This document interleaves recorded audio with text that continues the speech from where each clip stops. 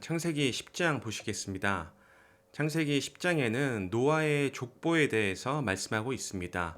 이 노아의 족보에는 어떤 특징이 있는지 본문을 통해서 한번 확인해 보도록 하겠습니다. 1절 보시면 노아의 아들 셈과 함과 야벳의 족보에 대해서 이제 말씀을 합니다. 홍수 후에 그들이 아들들을 낳았으니 야벳의 아들은 고멜, 마곡, 마대, 야완, 두발, 메색, 디라스 등을 낳았고 3절, 4절에서도 야벳의 아들들에 대해서 이야기를 하고 있습니다.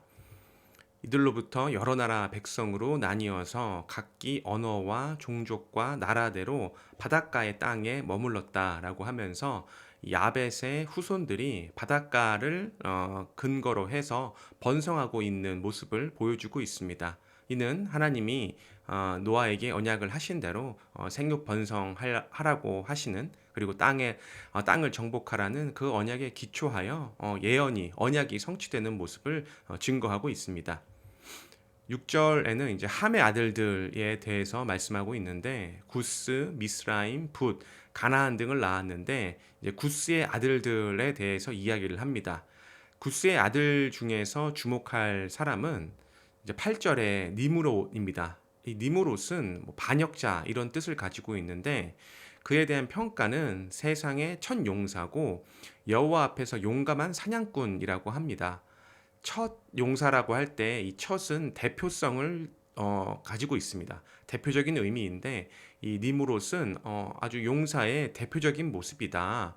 그런데 여호와 앞이라는 것은 여호와를 대항하여 이런 뜻이고, 용감한 사냥꾼은 뭐 지배자 이런 의미가 있습니다. 그러니까 이 우리가 6장에서 살펴봤던 것처럼 용사, 사냥꾼은 이 살인자의 속성을 가지고 있죠. 살인자의 속성은 하나님을 대항하는 가인의 계보이자 뱀의 후손의 특성으로 이 구스 곧 함의 후손이 이 가인의 계보로서 하나님을 대항하는 자의 모습으로 전개가 된다. 그 함이 받은 저주, 가나안이 받은 저주대로 이 역사가 진행되는 모습을 확인할 수가 있습니다.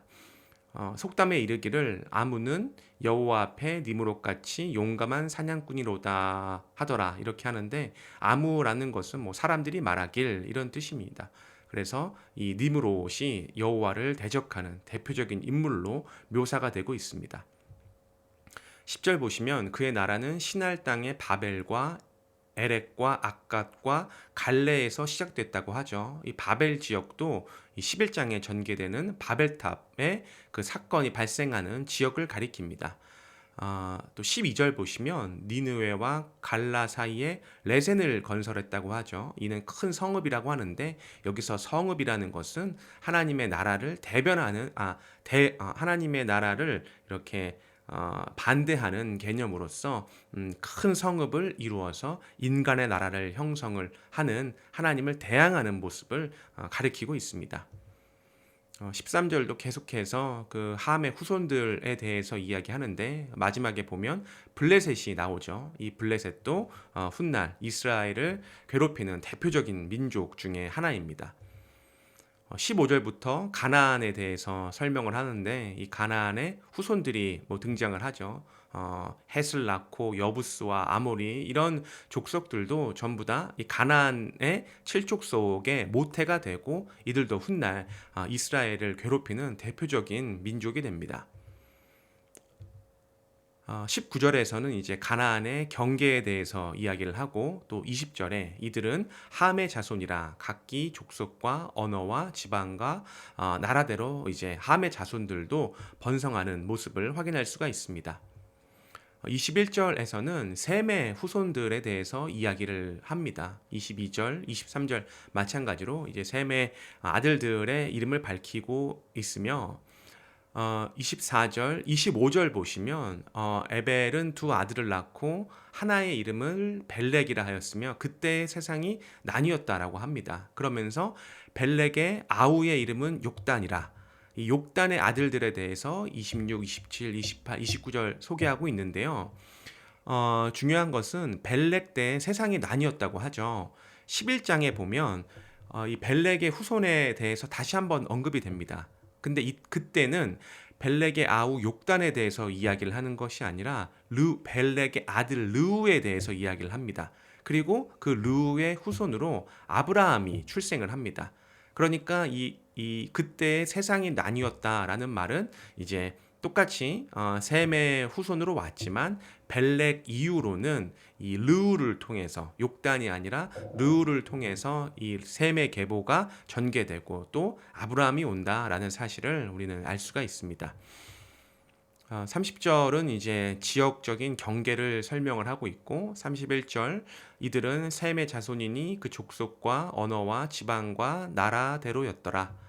이들은 그 백성들의 족보에 따르면 노아 자손의 족속들이요 홍수 후에 이들에게서 그 땅의 백성들이 나뉘었더라라고 셈의 후손에 대해서 말씀하고 있습니다. 이 10장의 핵심은 노아의 후손, 노아의 계보에 있습니다.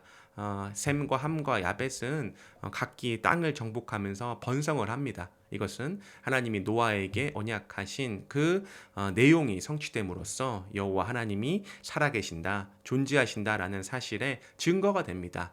그중 하나님이 택하신 아담의 계보, 또 그 아담의 계보로 온 노아의 후손, 노아의 언약의 상속자는 셈이 된다라는 사실이 증거가 되고 그를 반역하는 그에 반대되는 이 함의 계보, 또 함의 계보는 뱀의 후손과 가인의 계보를 계승하고 있는데 이들은 니므롯을 대표적으로 말을 하면서 그가 하나님을 대항하고 또 용사이자 용감한 사냥꾼이라는 표현으로서 이 계보가 대비되는 모습을 우리는 이 10장 내용을 통해서 확인할 수가 있습니다.